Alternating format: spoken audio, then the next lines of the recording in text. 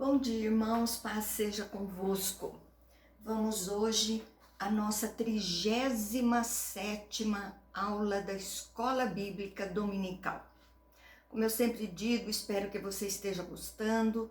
Só vou saber se você está gostando, se você curtir, compartilhar, comentar, né? Faça um comentário. Olha, gostei da aula, não gostei, estou com dúvidas.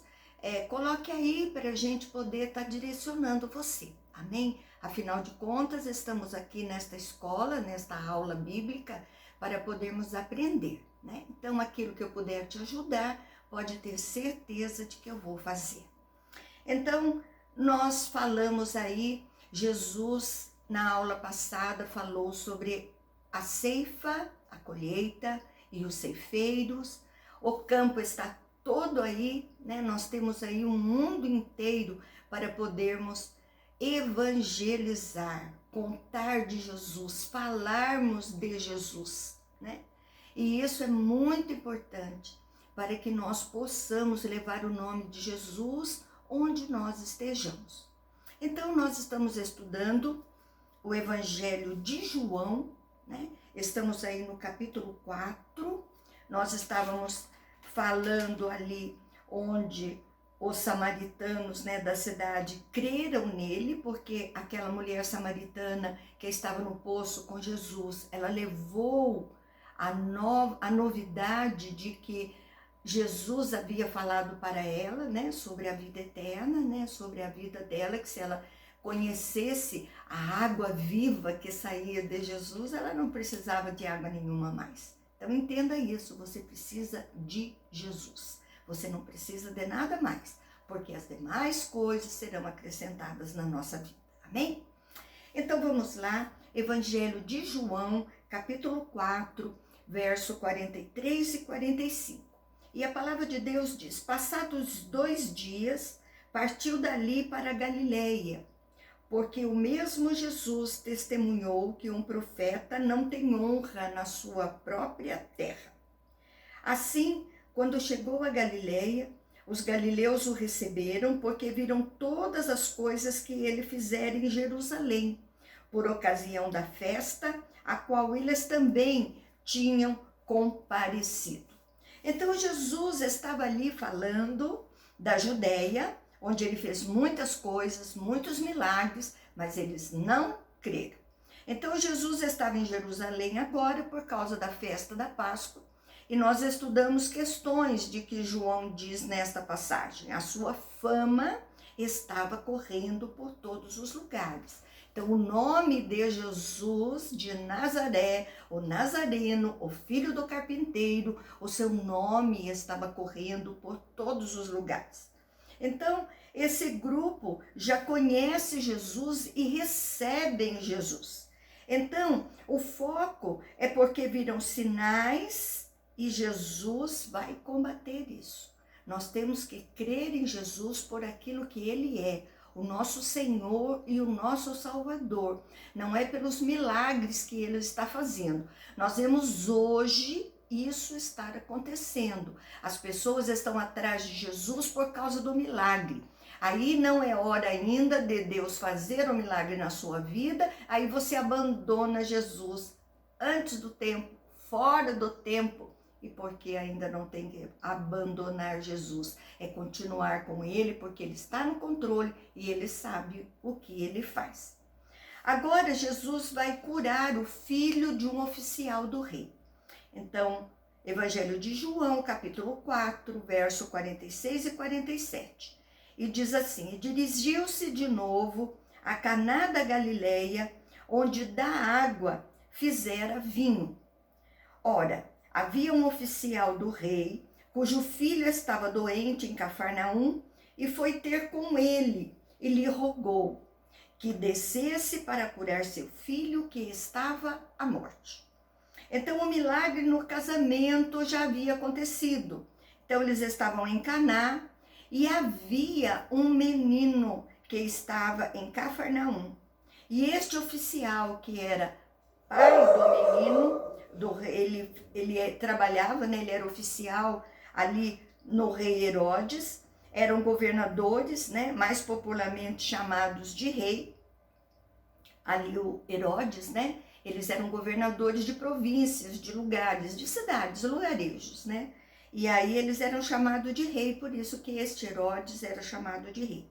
Então ele estava, este oficial, a serviço de Herodes Antipas, era tetrarca da Galileia, governava Galileia e Pérea. No versículo 48 e 49, então Jesus lhe disse: se porventura não vides cingir sinais e prodígios, de modo nenhum crereis. E rogou-lhe o oficial: Senhor, desce antes que meu filho morra. Então é provável que Jesus esteja questionando, na verdade, se esse oficial cria ou não nele, ou se estava só à procura de sinais, né, e maravilhas ali que Jesus fizesse. Mas o oficial demonstra que ele não estava querendo só os sinais. A fé que ele tinha era diferente. Versículos 50 e 51 diz: disse-lhe Jesus, teu filho vive. O homem creu na palavra de Jesus e partiu. Já ele descia, quando os seus servos lhe vieram ao encontro, anunciando-lhe que o seu filho vivia. Então Jesus usa a palavra, né, a palavra dele, e cura o filho daquele homem. Mas aquele homem creu. Talvez você não esteja recebendo o milagre, você está recebendo a palavra de Jesus, mas você não está crendo, né? A palavra é dita e você precisa crer. Então, creu na palavra de Jesus e ele foi embora. Então, aquela doença que era para a morte já não estava mais no menino. Então, o menino vivia. Versículos 52 e 53. Então, indagou deles a que hora o seu filho se sentia melhor. E informaram: ontem, à hora 7ª, a febre o deixou. Então, com isto, reconheceu o pai ser aquela precisamente hora em que Jesus lhe dissera: teu filho vive. E creu ele e toda a sua casa. Então, no dia anterior, o menino é curado. Então, quer dizer que aquele oficial ainda ficou um tempo com Jesus, ele não foi embora imediatamente. A palavra de Deus diz que no dia seguinte, aqueles homens o encontraram a caminho. Ele estava indo para a sua casa no dia seguinte.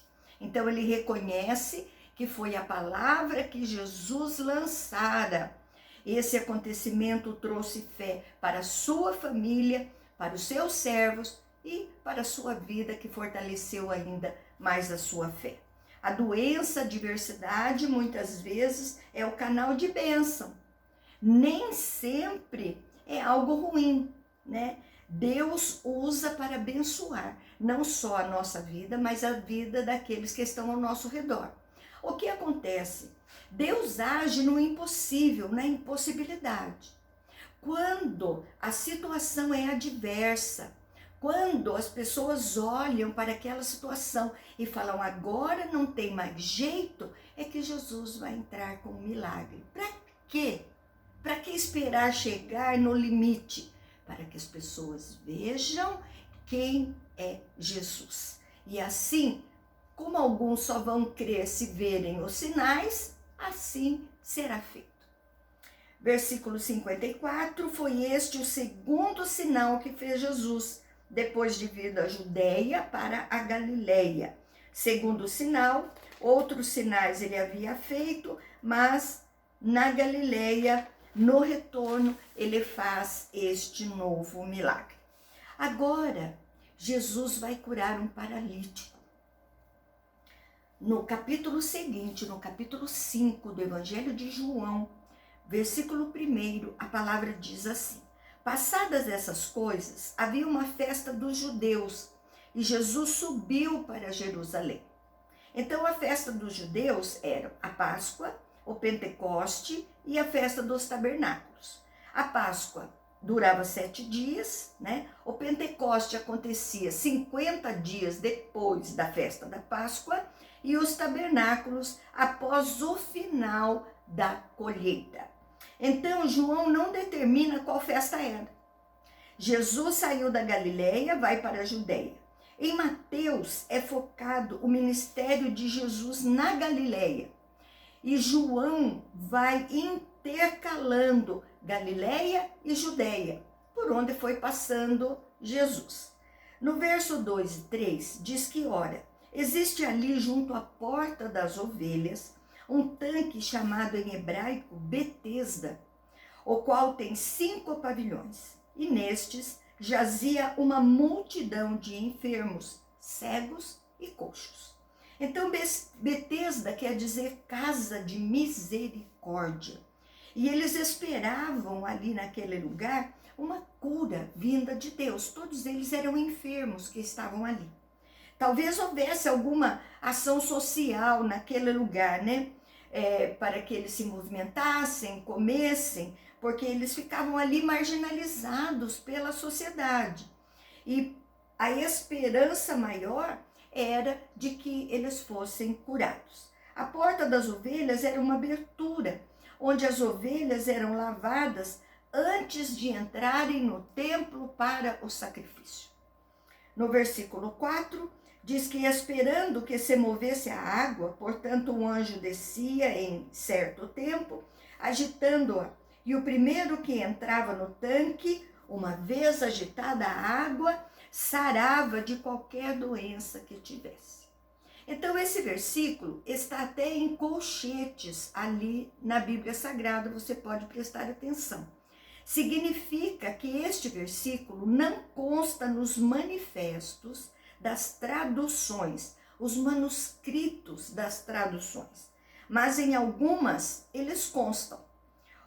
O tradutor coloca entre colchetes, colocando até uma certa dúvida se essa parte existia nos originais quando João escreveu, ou se foi um acréscimo, uma explicação colocada depois por aqueles que estavam ali traduzindo e escrevendo. A segunda observação é interpretativa. Alguns pensavam que realmente existia um anjo que fazia a agitação das águas. Outros achavam que isso era uma crendice popular, esperança que as pessoas tinham, mas nunca se comprovou. Por quê? A questão do movimento das águas pode ser explicada pela agitação das fontes que abasteciam este tanque. Então, quando chovia em determinado local, aumentava o volume das águas. Então, é possível que esta fonte tivesse agitação na água. E a crendice achava que era o tal anjo. Não sabemos. Será que estas pessoas conheciam alguém que tivesse sido curado? A Bíblia não fala, né? Não consta nos pergaminhos. Então, questões que temos é que ter cuidado de apresentarmos para a igreja. E nós sempre falamos que o anjo vai e agita as águas. Mas temos algumas comprovações verdadeiramente de que as águas se moviam quando choviam e as fontes ali que alimentavam aquele tanque, né? Então, seja crendice ou não, não importa, né? A análise que Jesus vai fazer é que vai importar. De qualquer maneira, Jesus foi ao encontro daquele homem. Jesus vai ao encontro das pessoas sofredoras. Então, Jesus ali agora vai curar aquele paralítico. No verso 5 e 6, estava ali um homem enfermo, havia 38 anos. Jesus, vendo-o deitado e sabendo que estava assim há muito tempo, perguntou-lhe: queres ser curado? 38 anos. A doença tinha 38 anos, isso não quer dizer que ele estava ali há 38 anos. Jesus faz algumas perguntas que nos faz pensar bastante. Por exemplo, para um doente perguntar se ele quer ser curado, o que significa isso? Quando alguém está numa condição há muito tempo, ela se acostuma, aquela condição, porque não se vê mais capacitada a estar fora daquela situação. A pessoa não se vê fora daquela enfermidade, está acostumada, tem aquele espírito de coitadinho, já não tem ânimo, já não tem força, ela se habituou a ficar ali, né, quietinha, naquele lugar, todo mundo perguntando, isso era um comodismo até, né, para a pessoa. Então esse homem que estava enfermo, ele fica curado, então ele tem que ir trabalhar. Então ele vai ter uma série de obrigações que não tem quando ele está enfermo. Então veja, vai ter uma grande mudança na vida dele. Então Jesus provoca esse homem a refletir se ele quer esta mudança de vida. Se ele já está cansado de estar ali e quer mudar tudo de uma maneira radical, né? E ele vai querer sim, né? Mas alguns, muitas vezes, não querem ser ajudados. Então preste atenção. Às vezes nós perguntamos, né, para a pessoa, você não quer mudar de vida? Você não quer, né, sair dessa vida aí? Às vezes não quer ir procurar um trabalho, está desanimado. Às vezes só fala em doença, só fala em problema. Por quê? Porque as pessoas dão atenção quando fala do problema ou da enfermidade. Então a pessoa se sente bem, se sente acolhida, sente que as pessoas estão prestando atenção nela. E talvez se Jesus perguntar para ela hoje, você quer ser curado? Essa pessoa não vai querer, porque ela não quer mudar de vida. Aquele homem, ao ser curado, ele tinha que sair para trabalhar, para sustentar a sua família, quer dizer, ele ia ter uma vida completamente diferente da vida que ele estava tendo. E será que as pessoas estão preparadas para a cura de Jesus? E talvez seja esse o motivo de que Jesus ainda não tenha curado você da sua enfermidade. Você ainda não está preparado para a mudança. Você não quer a mudança na sua vida. Se entregue para o novo. A palavra de Deus diz que Jesus nos dá uma nova vida, nos faz uma nova criatura. Então queira uma vida diferente. Programe-se para uma vida diferente. Pense nisso aí hoje. Versículos 7 e 8. E respondeu-lhe o enfermo: Senhor, não tenho ninguém que me ponha no tanque quando a água é agitada, pois enquanto vou, desce outro antes de mim. Então lhe disse Jesus: levanta-te, toma o teu leito e anda. Ele não está sabendo que é Jesus. Na verdade, ele vê uma pessoa ali perguntando, conversando com ele. Tanto que a pessoa pergunta: você não quer ser curado? Ele deve ter olhado e falado: você está brincando comigo, né? Olha a minha situação, como é que eu vou chegar lá? Né? Então, ele está se baseando só na questão do anjo. E Jesus é direto, né? Jesus é objetivo. Então, quando Jesus vê que ele está falando, está se justificando, ele demonstra a vontade de ser curado. Então, Jesus fala para ele: pega teu leito e anda. Pega teu leito e vá embora, vai levar a sua vida diferente. Essa mudança vai ser alegre, vai ser feliz, né? Vai, volte para a sua família, esteja lá. Então, essa ordem de Jesus acontece a mudança, né? Ele vai ter que se esforçar, levantar, trabalhar, caminhar para esta nova vida que Jesus está entregando a ele. Verso 9 e 10 diz que imediatamente o homem se viu curado e tomando o leito pôs-se a andar. E aquele dia era sábado. Por isso disseram os judeus a que fora curado: hoje é sábado e não te é lícito carregar o leito. João mostra que era sábado. Ele não podia sair daquele local. Nas leis de Moisés não tinha nada dizendo que ele não poderia se movimentar de um lado para o outro. Os judeus catalogaram 39 trabalhos na tradição que eles diziam violar o sábado. Uma dessas coisas era carregar algo pesado de um lugar para o outro. O leito era uma das 39 tradições que eles construíram. Acharam que era lei de Deus e era totalmente outra, na verdade. Eles passam por cima do milagre. Ali ele está sarado, aquele homem. Não valeu nada. Acham que o homem está violando o sábado, mostra o coração duro, sem Deus. Por isso que Jesus veio. Eles queriam cumprir a lei, não conseguiam cumprir 100%, viviam em pecado e questionavam. Eles não criam em Jesus, mas eles estavam vendo o milagre. Complicado isso. Tem pessoas olhando para nós, vendo o milagre. Tem pessoas que viram na minha vida toda mudança, toda transformação na minha vida, toda cura que Jesus faz e vai continuar fazendo na minha vida, e ainda não querem aceitar Jesus.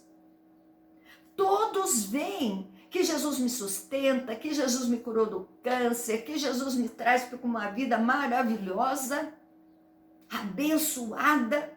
Tenho problemas? Claro que sim. Mas em todos eu sou mais do que vencedora. Tenho certeza da minha vitória. E as pessoas olham e alguns questionam, como esses fariseus fizeram ali. Como aquele povo fazia, aqueles religiosos.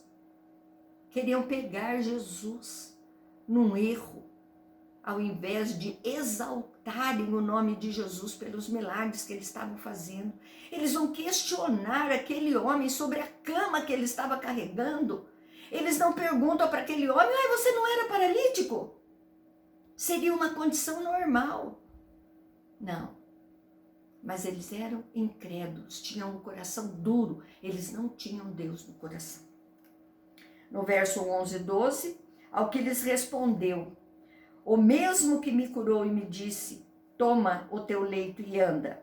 Perguntaram-lhe eles, quem é o homem que te disse, toma o teu leito e anda? Jesus já fez o milagre e se retirou. Ele diz, o mesmo que me curou, me mandou pegar o leito. Então ele tinha claro na sua mente que se alguém fez ele levantar da sua doença, essa pessoa tinha autoridade. Por isso ele fez o que aquele homem havia mandado.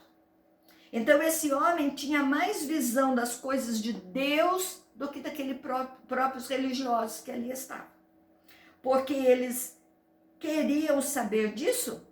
Uma pessoa que incentivava a outra a quebrar o mandamento era tratado como a pior das pessoas.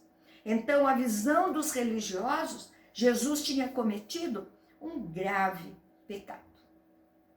Então, o versículo 13 e 14 diz, mas o que fora curado não sabia quem era, porque Jesus se havia retirado, por haver muita gente naquele lugar.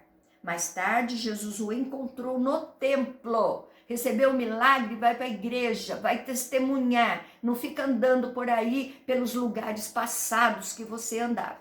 Tem gente que recebe o milagre e some da igreja. Você é exemplo, você está ali para as pessoas verem, se animarem, aumentarem a sua fé pelo milagre que o Senhor está fazendo. Ele disse, olha, que já estás curado. Então não peques mais, para que não te suceda coisa pior. Jesus se encontra com o homem no templo, se alegra com ele, dizendo que uma vida de pecado é pior do que a doença que ele tinha antes. Jesus diz para ele não focar no milagre físico, mas não pecar, para não ter juízo de Deus. Então, espiritualmente, o Senhor está cuidando dele e do relacionamento dele com Deus. Hoje pessoas buscam só a bênção de Deus. Vão para a igreja buscar bens materiais, cura, melhoria de vida e só isso. Mas a sua vida é uma vida de pecado. Diante de Deus não faz da sua vida um testemunho vivo, que é o que tem que ser. Isso é que Jesus quer que ele reflita. Procurar a Deus da bênção. No versículo 15 diz que Jesus retirou-se e disse aos judeus que fora Jesus quem o havia curado. Então, no templo, ele reconhece que era Jesus. Alguns veem a atitude desse homem como ingratidão, né? Que ele foi dedurar Jesus. Mas não é bem assim. Ele não tinha ideia clara que eles tinham no coração, né? Ele viu como autoridade e deu uma satisfação. Era assim que funcionava naquele dia, né? Então, uma explicação detalhada dessa missão, no verso 16 e 17, os judeus perseguiam Jesus porque fazia estas coisas no sábado. Mas ele lhe disse: meu pai trabalha até agora e eu trabalho também. Então Jesus começa a ter um encontro com religiosos e vai explicando a sua missão. Observamos que eles não gostavam da forma que Jesus trabalhava. Jesus aqui tem um relacionamento forte com o Pai e os judeus não gostavam da forma como Jesus falava a respeito de Deus. Era especial demais, exclusiva e se confundia ele e o Pai no seu falar. Jesus então considera que fazer essa obra de Deus no sábado não quebrava o mandamento do sábado. As regras dessas tradições foram os religiosos que colocaram ali, né, que eles seguiam. Ele estava errada. Ele fazia o que o Pai determinou para ele. Então não era pecado. O que eu estou fazendo vem direto do meu Pai. Amém? Então, o sábado é do Senhor. O sábado é para você fazer o bem também. A segunda é do Senhor. Terça é do Senhor. Quarta é do Senhor. Quinta é do Senhor. Sexta é do Senhor. Sábado é do Senhor. Domingo é do Senhor. Todos os dias são do Senhor. É isso que Jesus está dizendo. Não existe um dia especial tirado para você fazer o bem, ler a palavra, orar, estar em comunhão com Deus todos os dias. O Senhor é soberano sobre todos os dias. Amém? Que você tenha aprendido, que você tenha gostado desta aula. Tenha um excelente domingo na presença do Senhor Jesus. Continua guardadinho aí e um beijo grande no seu coração.